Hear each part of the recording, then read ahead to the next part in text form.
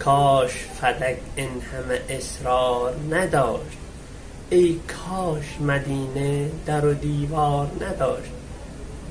فریاد دل محسن زهرا این بود، ای کاش در سوخته مسمار نداشت. کاش قلبم به قبرش راه داشت، کاش زهرا هم زیارتگاه داشت. کاش فاطمه پشت در تنها نبود، کاش مادر سادات هم عباس داشت.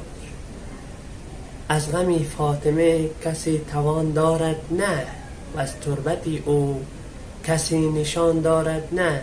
آن تربتی گم گشته به بر زوار جوز، مهدی صاحب الزمان دارد نه. شهادت ام ابیها فاطمه زهرا سلام الله علیها را